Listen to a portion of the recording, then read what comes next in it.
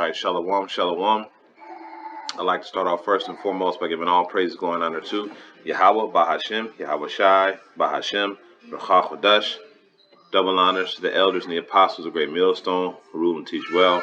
Peace, love, and salutations to those that are doing this work in truth and sincerity. This is your brother Nathaniel from the GMS Camp Atlanta, coming back at you the spirit with another lesson. And I'm praying, hope this lesson is edifying. Now, this lesson right here is going into the precept that the elder bishop, the bishop from my camp, had posted in our chat, and it really hit home. You know, reading this precept, it was heavy because we are coming into some times where the Lord is visiting this place, and you don't want to be caught with your hands under your ass, if you know what I mean. Okay, you don't want to be the type of person that's caught not doing what you're supposed to do when the Lord comes. You know, be quiet. You don't want to be you don't want to be the man that's caught not doing. You know what I'm saying? The work that the Lord assigned you to do when these things happen.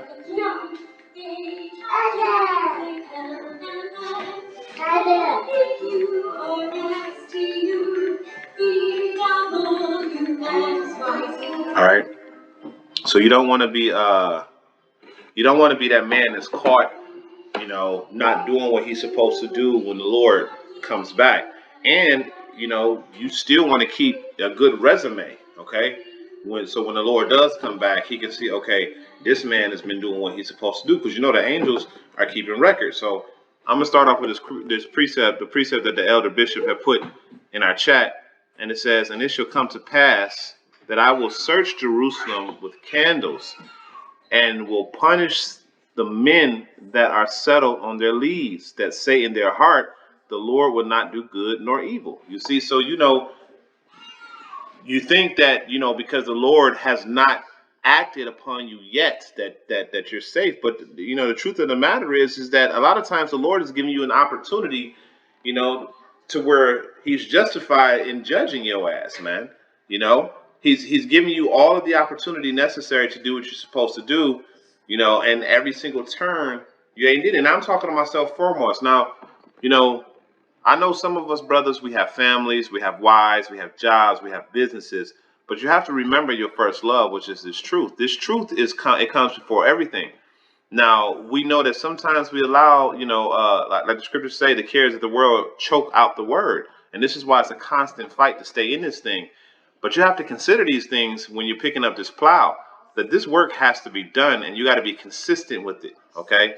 You have to be consistent with it, because this is what the Lord is looking at. You know, the road of difficulty is the one that the Lord wants you to travel. He don't want you to travel the one of ease. So if you've been given all of these things that could potentially hinder you and choke out the word, then the Lord wants you to fight, man. He wants you to fight through that, man. He wants to show that you really want this. I mean, we're talking about the kingdom here. You know, and I'm speaking about myself first and foremost, because I am one of those men with a family. You know, I got 3 boys that live with me and a wife, you know, and I run a business, you know, and I have to still maintain the fact that I got to do this work, you know, that I have to get out here and I got to do this work because this is my first love. I committed to this. You know, when I came into the camp, I said, man, I'm in this to death, man.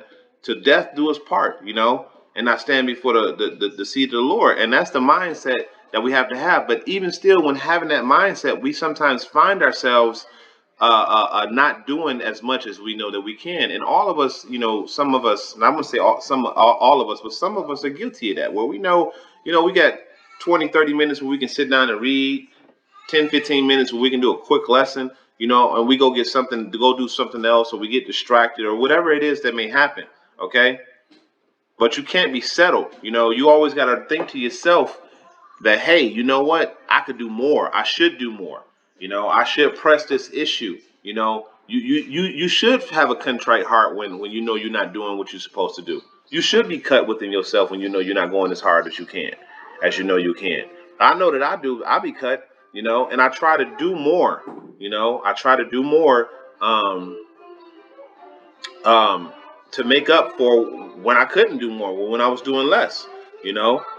So you know, you can't be settled on your leads, man. You have to be in a mindset that you're going to seek the Lord You know, and especially in these times, because the doors of repentance are fastly closing, where the Lord is about to completely unleash. Right now, he just turning the faucet on, and we getting drips. Eventually, it's going to be a flood. Okay, I'm gonna go to verse 13. It says, "Therefore, their goods shall become a booty." So you know you're gonna have people running up in your house, taking your stuff. You know, your woman gonna probably get ravished in front of you. Your kids might get killed and ravished in front of you, or ravished and killed in front of you. You know, when Esau really put the pedal to the metal. You know, so you want to have the hedge of the Yahweh Shem Yahweh Shai around you. You don't want to be caught up as booty, you know, in these things and when these times come. And how do you do that? You want to prove to the Lord that you're worthy of being saved, man. And we do that through the foolishness of preaching, man. And so you have to constantly, you know, purge yourself, because you know leaven always comes about. So you got to constantly purge yourself and make sure you're doing the right thing. Hey, you're not gonna always have another man to come check you and tell you what you need to do, man. You need to already be convicted in your own heart of what you need to do. Okay, and their house of desolation. You see, so the Lord is going to destroy houses. They shall also build houses, but not inhabit them. They shall plant vineyards, but not drink the wine thereof. Verse 14. The great day of the Lord is near, it is near and hasten greatly. Even the voice of the day of the Lord, mighty men shall cry bitterly. Okay, so even the mighty men of the Lord are going to cry bitterly when this day comes. All right, so how much more those that don't have the Lord on their side? You see, so you can't be settled on your leaves, man. You got to go ahead and do what you need to do while you can. You got to work while it's day, because you know what? Let's get it real quick.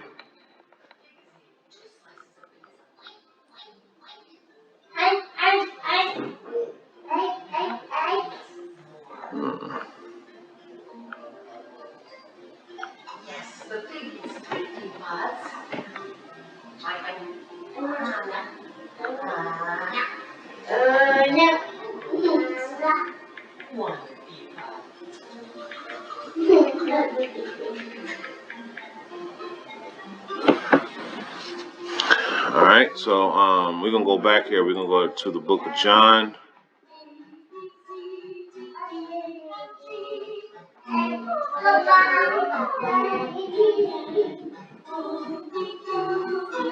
We're gonna go to the book of John, and we're gonna go to 9:4, and it says, I must do the works of him that sent me while it's still day. The night cometh where no man can work. So you gotta do this work while you still have an opportunity to do it. Okay. And right now we have that opportunity. Real soon we're not going to have that opportunity anymore. This is Baruch 4:28. It says, I'm gonna start at verse 27. It says, "Be of good comfort, O my children, and cry unto Yahweh, for ye shall be remembered of him that brought these things upon you." So as the Lord brought these curses upon us, He's gonna look back and say, "All right, that's enough. That's enough, man. You know, y'all don't get y'all ass whooped enough. I'm quite sure y'all learned y'all lesson by now, right? I'm gonna go ahead and I'm gonna go ahead and give y'all a little relief." And here's what it says next in verse 28. It says, "For as it was in your mind to go astray from Yahweh, so being returned, seek Him 10 times more." So as we have been returned unto the Lord, we need to show that, man, we're really sorry, man. We're really apologetic by doing this work, man, by showing the Lord that we mean it. Okay, so you got to make this a priority. These things that we do are invisible things. We serve an invisible power, a power that we cannot see. So in order to, you got to constantly check yourself to make sure that you're doing those things that are right in His eyes, because we serve an invisible power. Okay, so coming out and serving through the Spirit and doing these lessons and going out on the highways and the byways and doing your readings and things of that nature, this shows the Lord that you really mean it when you want to serve Him. Okay, this is where the blessings come in at, because you're serving something that you cannot see, man. You're serving a power that we cannot see, at least right now, right? So you have to show that you really mean this, that you really want to be with the Lord, man, that you really want to do what the Lord tell you to do. Okay? And how do you do that? By doing what he commanded us to do, by trying to obey the law, statutes, and the commandments to the best of our ability, being brotherly, and doing the work of the workman. Okay? I just read to you, got to work while it's day. We got to do the work before, before the Lord cut everything off using Esau to hit this switch. And now we no longer have the internet and the highways and the byways to go to get this work. Okay? Verse 29. Be quiet. I told y'all to quiet down. It says, for he hath brought these plagues upon you. For he that hath brought these plagues upon you shall bring you to everlasting joy with your salvation. You see, so the Lord is the same power that brought these plagues upon us to teach us. He's going to give us everlasting salvation. Verse 30 says, take a good heart, O Jerusalem, for he that gave thee that name will comfort thee. Miserable are they that afflict thee, and rejoice at thy fall. So the Lord is about to make everybody else miserable, and he's about to bring us up out of this, man. But you got to show that you want this, man. So going back to the original precept that I brought out, it says verse 15, it says, that day is a day of wrath, a day of trouble and distress, a day of wasteness and desolation, a day of darkness and gloominess, a day of clouds and thick darkness. So this day ain't about to be no joke, man. And that's why the Lord is putting out this warning. Hey, man, you gotta seek him right now and don't be settled on things, man. You know, you got to get out here and you got to do this work while you still can, because this is your resume right here, man. This is what the Lord is going to pull up and say, okay, all right, okay, well, yeah, welcome in. Oh, man, you know what? You missed the mark. All right. You know, what about this day when you had the opportunity to do this day, and you had this day, and I gave you this, and I gave you that, and I gave you this, and you didn't do none of that. Okay. If you would have did at least one or two of the things that I would have probably understood, but you didn't do none of it when you had the opportunity to. And now you want me to give you the kingdom? It just don't work like that, man. That's why you gotta do this work, man. Okay? It says a day of trumpet and alarm against the fenced cities and against the high towers. Okay, so this place is about to be destroyed. And everybody that's been comforted in this place is gonna be destroyed. Hey, Benjamin, I'm not gonna tell you no more. Hush your mouth.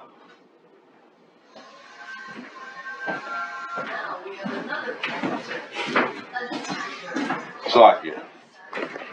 All right. So go to the book of Proverbs. It says, go to the ant, thou sluggard, consider her ways and be wise. Okay. So the ant is constantly working. The ant is constantly doing something to try to build its life and build its livelihood. Okay. That's why the Lord said, go to the ant, you sluggard, because it shows you that, there's always work to be done. All right. There's never a time there's nothing to do. There's always work to be done. And the thing is that, do you want to do it? That's the question you need to ask yourself. Do you want to do it? Do you want to do the work of the Lord? Okay. And if you did commit to doing the work of the Lord, just like, when Moses came down Mount Sinai and he gave the commandments and he said and the people said, everything that the Lord saith we will do, right? Roughly paraphrasing. So we've committed to the Lord long ago through our forefathers, man, right? So now when you stand out on the altar and you commit to the Lord and you doing this work, you got to really commit, man. And you got to do the work, and you can't be settled. Okay? You got to be the type of man that says, you know what? I'm going to do what I committed to the Lord to do. Okay? So with that, I pray this is an edifying lesson. I'm going to go ahead and end it off by giving all praises, glory, and honor to Yahweh, Bahashem, Yahweh Shai, Bahashem, Ruach HaKodesh. Double honors to the elders and the apostles of Great Millstone who rule in each well. Till the next time, Akim, I say Shalom.